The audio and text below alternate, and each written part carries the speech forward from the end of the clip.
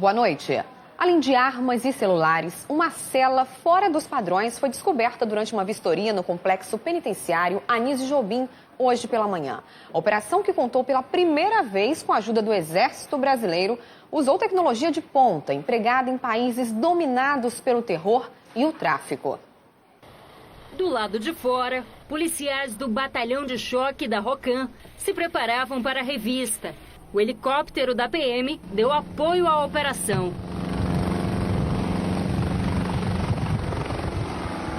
Apesar da Secretaria de Segurança Pública não administrar os presídios, foi o secretário da SSP que comandou junto ao Exército a varredura no Compadre. Segundo ele, o motivo da ajuda de forças federais foi a série de assassinatos ocorrida há 2 semanas e que muitas das mortes podem ter sido encomendadas de dentro do presídio. Além dos 120 policiais, 40 militares do Exército também deram apoio à operação. Com os militares, aparelhos detectores de minas, os mesmos usados em operações de guerra, como no Haiti. A ideia é identificar celulares e armas. Esse material nós empregamos na desminagem na Nicarágua, na África, na Colômbia. Então, esse é o estado da arte em termos de detecção de metais. Esse material ele detecta metais embaixo da terra, dentro do concreto, na rede de esgotos. Quando nós entramos no presídio, nós temos essa intenção também. Além de encontrar drogas, celulares, uma das principais é localizar armas e retirá-las do presídio para que a gente evite que haja qualquer violência dentro do presídio. À tarde, o secretário de Administração Penitenciária falou sobre o balanço. Foram encontradas centenas de armas, quase 30 aparelhos celulares, bebidas alcoólicas como uísque e até um videogame. A polícia também identificou uma cela com cama, despensa, revestimento no piso e um freezer no corredor. As celas chamadas de motéis, que são uma cela de visita íntima, elas têm uma certa melhoria devidamente autorizadas pelo juiz da vara de execução penal. E algumas celas de dentro da unidade também. Todas elas, há mais de 3 anos, estão daquela mesma maneira e são autorizadas pelo juiz da vara. Não é de hoje que o sistema penitenciário do Amazonas sofre com a superlotação. O Compadre tem 1.200 internos, sendo que a capacidade é de 450. E olha que é justamente aqui que ficam os presos mais perigosos. Traficantes que comandam as principais facções criminosas do estado.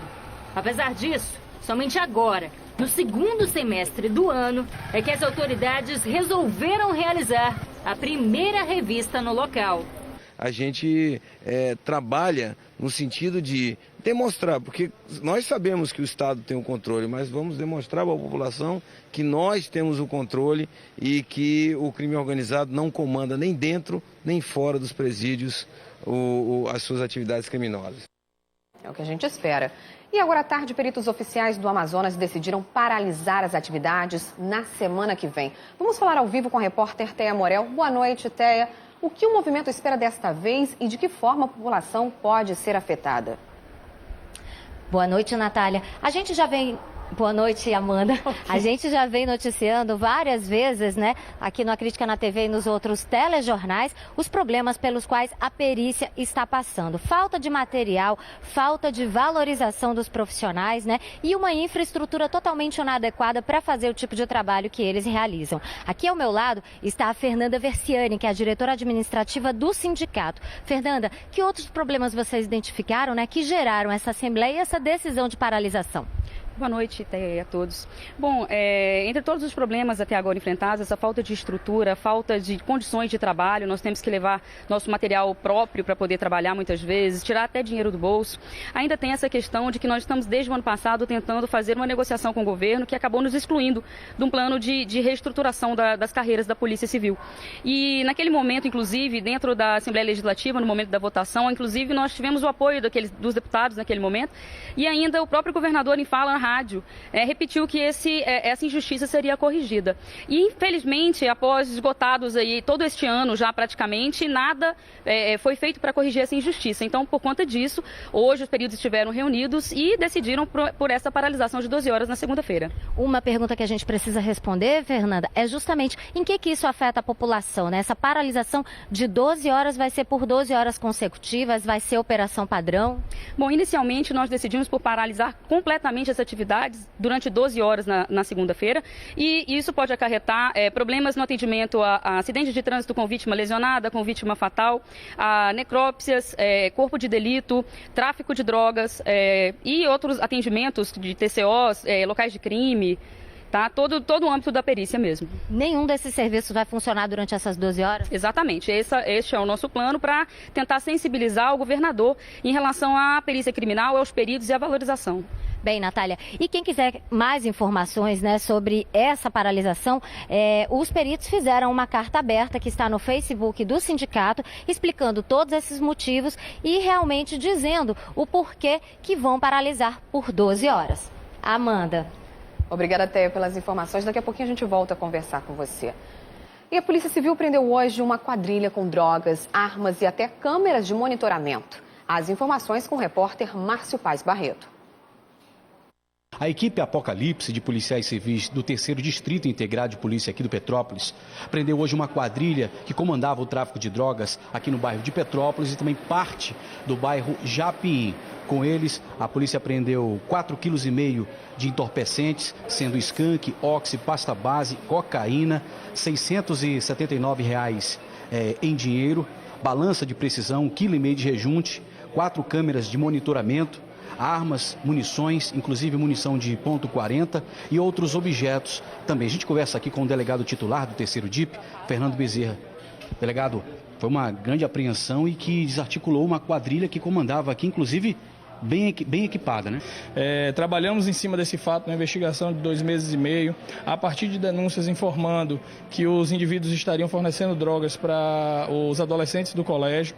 Trabalhamos essa informação, campanamos durante um lapso de tempo razoável até lograrmos êxito nessa grande apreensão. Tínhamos informação de que essa substância chegou ontem na residência deles e aí esperamos o melhor momento para o bote policial. Em esse caderno de contabilidade aqui, a gente pode perceber que tem extensa designação de pessoas, de cobranças, de valores que constam já pagos, outros valores que ainda estão em aberto a serem apurados.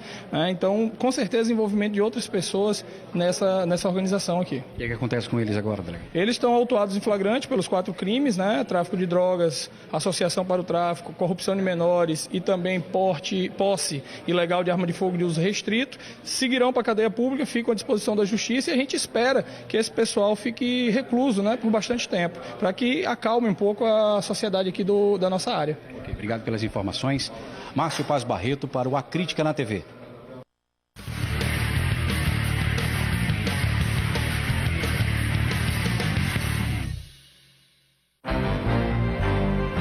Dois homens foram abordados e presos em uma blitz da Polícia Militar próximo ao IML, na Avenida Noel Núteus, zona norte da cidade. Eles são suspeitos de praticar assaltos porque estavam com uma motocicleta roubada e ainda tentaram esconder as armas dos policiais. Um deles já tem passagem pela polícia. 17 vendedores ambulantes foram notificados hoje de manhã por estarem praticando comércio ilegal em frente às fundações Adriano Jorge e Alfredo da Mata, na Cachoeirinha, zona sul da cidade. Os ambulantes tiveram suas bancas lacradas e foram orientados a se instalarem em outros lugares, que não seja na frente de unidades de saúde. Mas nada foi apreendido. Um cabo da Polícia Militar foi baleado quando tentou impedir um assalto no bairro Amazonino Mendes, na Zona Norte. Ele trocou tiros com 2 assaltantes e um deles também foi baleado e já foi identificado como Gerson Vieira Azurra, de 18 anos. Hoje, nas primeiras horas da manhã, morreu Washington Regis, ex-deputado e ex-prefeito de Manacapuru. Vamos voltar a falar ao vivo com a repórter Téia Morel, que tem mais informações. Téia. Amanda, Washington Regis, ele já estava em coma desde fevereiro desse ano. Ele tinha uma imunodeficiência ainda não identificada pelos médicos. Hoje, ele morreu porque sofreu uma parada cardiorrespiratória. Essa doença já estava impedindo, inclusive, que ele exercesse as funções dele como político. Ele estava no cargo de prefeito de Manacapuru quando teve o primeiro problema com essa doença e teve que abandonar o cargo. Ele voltou brevemente à carreira política como deputado estadual, mas isso não durou pouco. Logo, o estado de saúde dele piorou e ele teve que ser internado. Washington Regis tem mais de 20 anos na carreira política. Ele chegou a ocupar vários cargos, como, por exemplo, o de vereador de Manaus, deputado estadual e prefeito de Manacapuru, já que o principal colégio eleitoral dele é justamente naquela cidade. Bem, o velório de Washington Regis, acontece agora em Manacapuru, no centro esportivo do bairro Biribiri.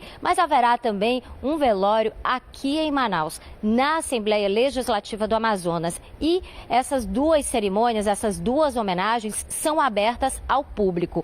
O enterro de Washington Regis acontece no cemitério São João Batista. Ele tinha 61 anos e deixa 3 filhos. Amanda. Obrigada, Teia, pelas informações. E começou hoje em Manaus a campanha Coração Azul contra o tráfico de pessoas. E logo quem chega à cidade no aeroporto Eduardo Gomes sente o impacto das ações que chamam a atenção para esse crime. As lágrimas são fictícias. E os gritos das crianças também. As encenações representam o sofrimento de quem é vítima do tráfico de pessoas e chamam a atenção de quem passa pelo Aeroporto Internacional Eduardo Gomes. No saguão, uma grande gaiola também faz parte da campanha Liberdade Não Se Compra, de combate a esse tipo de crime.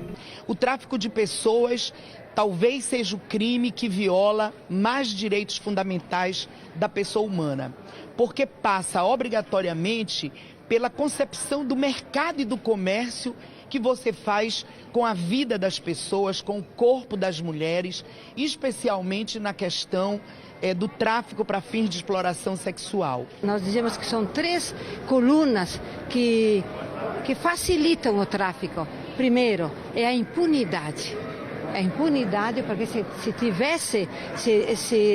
a justiça trabalhasse bem, teríamos menos traficados.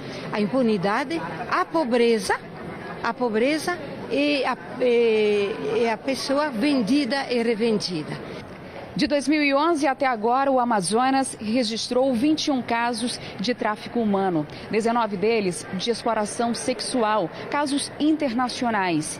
E esse número deve ser bem maior. É que muitas vezes as vítimas têm medo de denunciar e em outros casos não sobrevivem ou não conseguem se libertar da escravidão. A campanha vai até sexta-feira e o alerta surpreende os passageiros desde o momento em que chegam para retirar as bagagens, quando encontram outra gaiola que simula o tráfico de pessoas.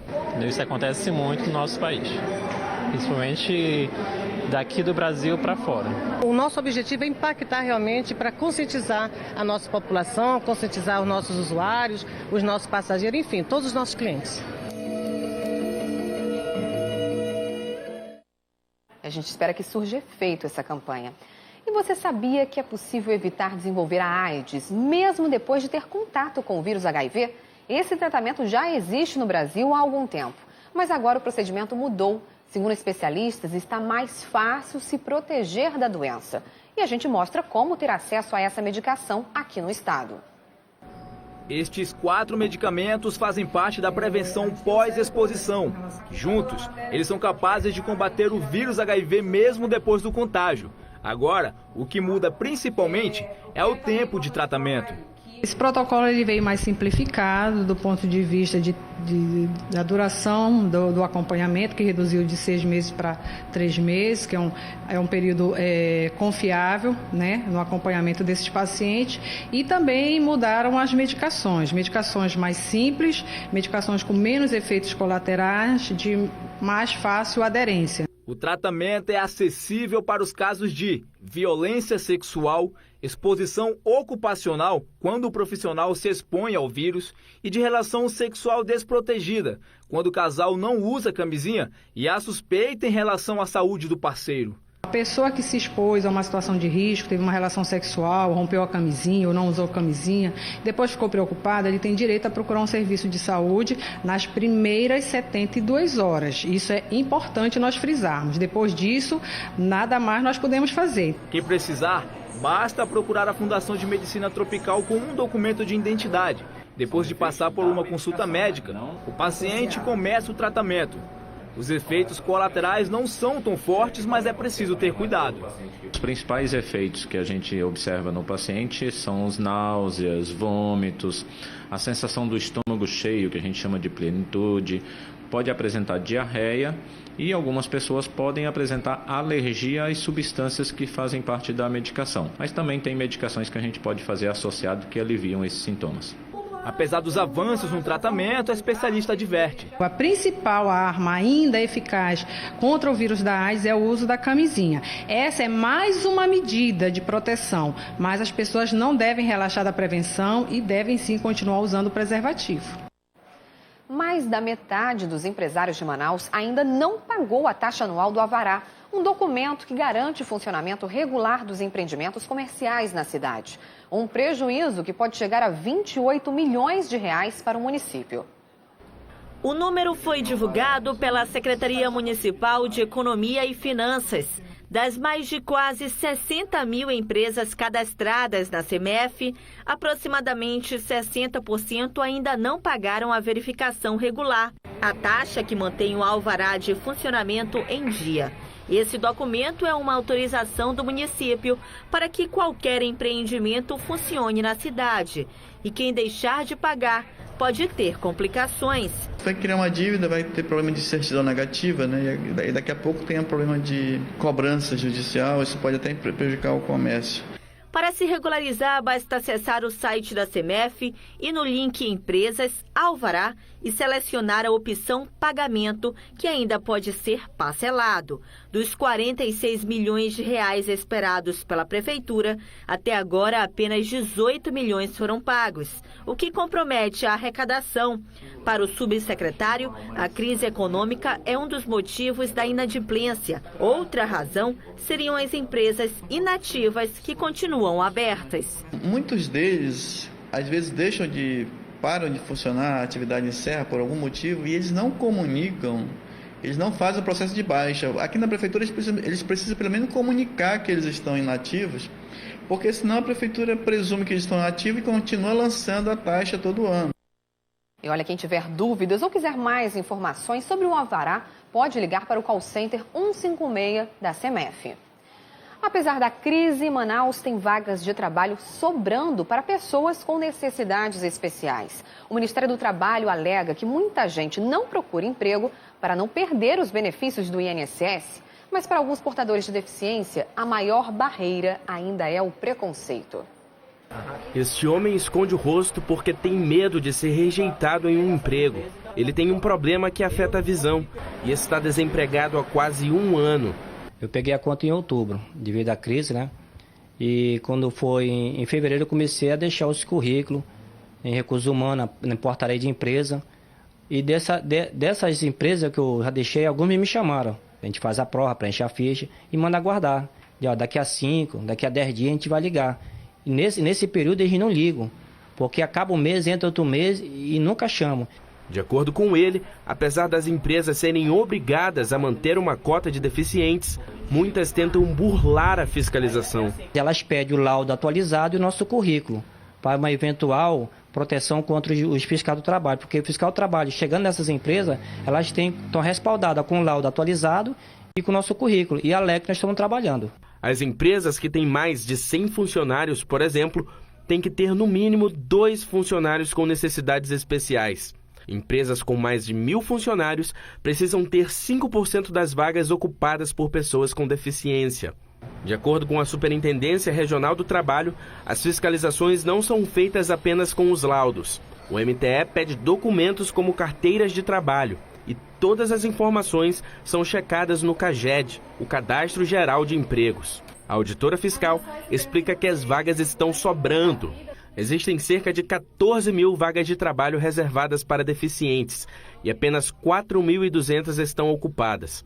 Sobram cerca de 9.700 abertas para selecionar novos profissionais. A auditora explica ainda que muita gente deixa de procurar emprego para não perder o benefício do INSS.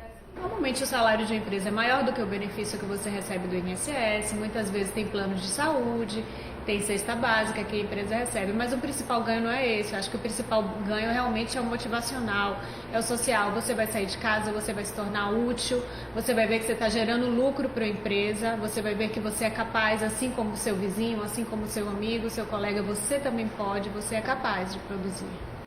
Os árbitros de futebol do Amazonas decidiram hoje fazer um protesto. Eles estão sem receber os pagamentos dos jogos da Série A e B do Campeonato Feminino e Juniores.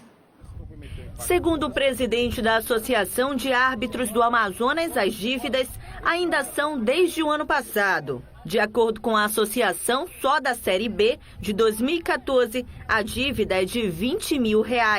A responsabilidade de pagar a arbitragem é dos clubes, mas apenas alguns cumpriram o compromisso. Desde a semana passada, os árbitros vêm se reunindo para decidir como vão cobrar a dívida. Hoje, eles fizeram um protesto. Durante os jogos dos juniores, todos os árbitros vão usar uma faixa preta no braço esquerdo e vão fazer também 1 minuto de silêncio. Os clubes receberam a verba do governo. Eles tanto questionaram as normas, as regras para esse repasse ser feito, e quando receberam o dinheiro, os clubes que estavam devendo os árbitros não repassaram esse dinheiro. Hoje nós temos apenas 3 clubes que encerraram o campeonato com todas as suas dívidas pagas: Penarol, Princesa e a equipe do Nacional. As outras equipes ficaram de pagar a gente com o dinheiro do Estado. E até o momento nós não recebemos esse dinheiro. A Associação de Clubes Profissionais do Amazonas disse que todos os clubes receberam a verba do governo do estado e que cada um deve cumprir com suas responsabilidades financeiras, inclusive pagando a arbitragem. O Nacional tem 2 semanas para corrigir falhas e acertar os detalhes para enfrentar o Remo. O time treina todos os dias e quer tirar a má impressão que ficou do último jogo, quando perdeu por 2-1 de virada. Um olhar atento para o campo, uma anotação ali e outra aqui. Todo mundo quer saber o que se passa na cabeça de Lana. O técnico acredita em um jogo difícil contra o Remo. Cada adversário merece uma atenção diferenciada. O Remo tem um sistema de jogo diferente do Rio Branco. Evidentemente que eu tenho que mudar a forma de me defender em alguns momentos e em algumas situações.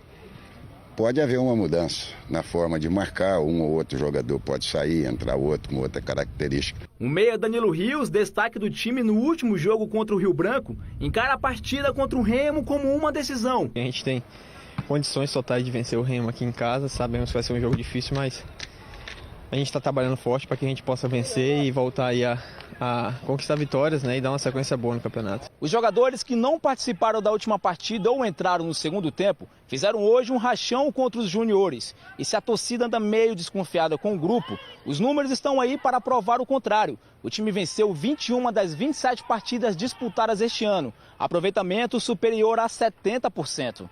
O jogo vai ser dia 9 de agosto na Arena da Amazônia. Mesmo com a derrota no último jogo, o Nacional continua na primeira posição do grupo com 4 pontos. Pelo menos até o próximo fim de semana, quando acontece mais uma rodada. Os ingressos para a partida vão estar à venda a partir de amanhã na sede social do clube. E agora você vai conhecer um projeto social de jiu-jitsu que vem revelando novos talentos da luta em Manaus. A conquista mais recente foi de uma garotinha de apenas 10 anos. Enali tem apenas 5 anos. No mês de maio, ela foi vice-campeã brasileira de jiu-jitsu em São Paulo. Apesar da pouca idade, já fala como gente grande. Quando eu passei por aqui um dia, eu olhei, aí eu mandei a mamãe comprar um kimono. Aí eu comecei a lutar. Tio Diego, a tia Karina me ensinaram as coisas.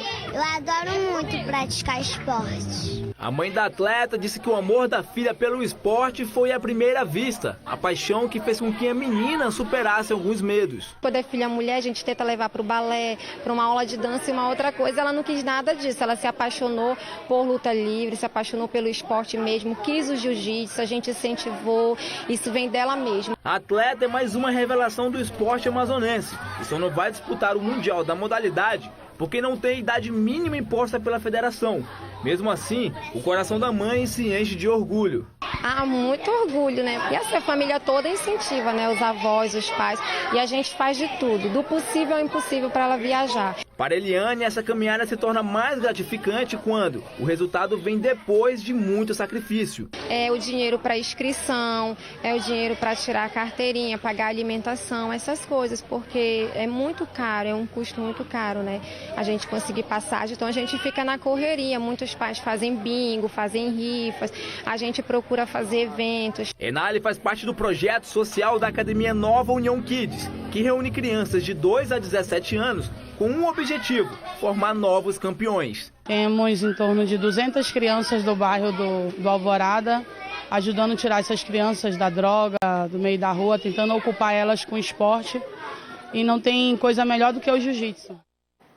Parabéns para a pequena Enaile, que não tem 10 anos não, gente, ela tem apenas 5 aninhos. E para quem gosta de teatro e nunca teve oportunidade de assistir a uma peça, aí vai uma boa dica. Tem palco montado ao ar livre na quadra de esportes do bairro Praça 14, na zona sul de Manaus. Pela 4ª vez, atores interagem com a comunidade, apresentando espetáculos de graça durante uma semana de festival. O Teatro a Céu Aberto foi montado na quadra de esporte, que durante essa semana será palco de grandes apresentações. Na noite dessa terça-feira, os moradores da Praça 14 assistiram uma peça com um tema bem conhecido por aqui. O espetáculo falou sobre a natureza de uma forma irreverente. Tudo que é na terra, vamos cuidar para não faltar. Ator há 13 anos, Vicente saiu do teatro para levar a arte a quem nunca teve acesso a ela. É sempre bom fazer teatro nas comunidades, porque às vezes as pessoas não têm oportunidade de ir ao teatro. Então, quando essas pessoas não têm essa oportunidade, o teatro vem até elas. Essa é a 4ª edição do Festival de Teatro do bairro Praça 14, que começou em 2010, depois da divulgação de uma pesquisa do IBGE, que apontou que 80% da população nunca teve contato com o teatro. Foi por conta disso que alguns moradores se reuniram para mudar essa estatística. Foi o caso do Everton, que coordena o festival. Todo ano a gente faz uma pesquisa com as pessoas e pessoas de várias faixas etárias dizem que esse evento é referência de teatro para eles, né? A gente tem também testemunho de pessoas já idosos dizendo que a primeira vez que assistiram a um espetáculo de teatro foi aqui. É muito bonito de ver as crianças participando em todos os dias, os adultos e se comunicando, e a gente tem peças interativas onde o público também participa. E olha, a ideia agradou e muitos moradores do bairro, principalmente quem nunca tinha assistido uma peça teatral. É a primeira vez, tá legal. Trazer a menina aqui para se divertir, né? É uma ideia maravilhosa para as crianças, que aqui não tem nada para as crianças. A programação continua nessa 4ª-feira com a fábula Era Uma Vez. Na 5ª, Encontros e Desencontros. Na 6ª, Histórias de Lá. E no sábado, o encerramento com essa dupla famosa do Amazonas, Oscarino e Peteleco, a partir das 7 horas da noite. A entrada é gratuita. Espero que o público compareça aqui com a gente. Né? Exatamente, tá.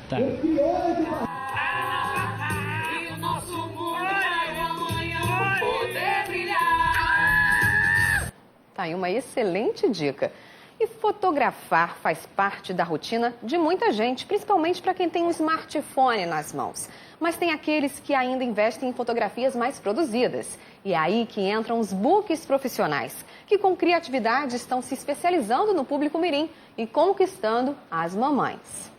Júlia tem apenas 7 meses e já está no 2º ensaio fotográfico. E na hora das fotos, vale tudo para que a pequena modelo preste atenção. Desta vez, o tema escolhido foi festa junina e a bebê tem papel de destaque, tudo acompanhado de perto pela família. Olha, é um momento tão especial, né, para a criança, para acompanhar o crescimento. E sempre que tem esses momentos temáticos, eu faço. Uma forma de eternizar o momento, né? Que passa tão rápido.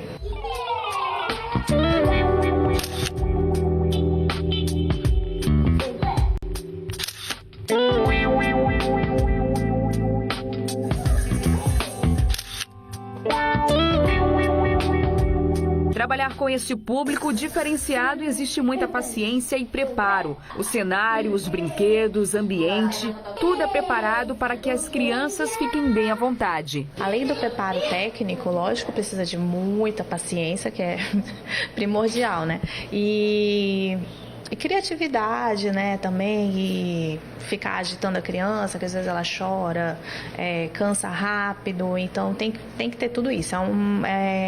Unir a técnica, a criatividade e paciência. Beatrice começou a trabalhar com crianças há 3 anos. A inspiração veio da filha, que é a modelo da mãe. Clarice protagonizou a série Brincando de Cinema. O mercado está crescendo muito, toda hora tem alguém novo, tem gente se profissionalizando, tem gente procurando e assim, está crescendo, tem muita gente querendo registrar, é muita criança nascendo, é muito pai babão, é tudo. E principalmente o crescimento maior tem sido na fotografia de recém-nascido, né? Que ainda é novidade na cidade um pouco, tem 2 anos só. E tem poucos profissionais, assim. Os ensaios temáticos custam a partir de R$ 150. O investimento que Lilian não abre mão. Desde recém-nascida, Laura posa para fotos. A mãe diz que é uma forma de eternizar cada momento da infância e até de aproximar a família que mora longe. Os familiares adoram também. A gente não é de Manaus, com família longe, eles adoram receber.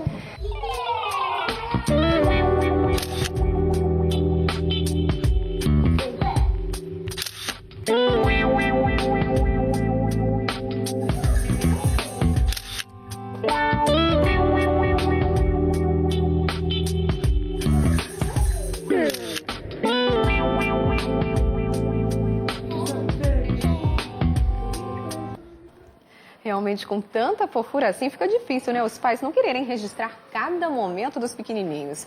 Bom, essa edição fica por aqui. Não deixe de participar da nossa programação enviando suas sugestões de reportagem para o e-mail acriticanatv@critica.com. Fique agora com o seriado Todo Mundo Odeia o Cris e logo em seguida tem mais um capítulo da novela Os 10 Mandamentos. Uma excelente noite para você e até amanhã.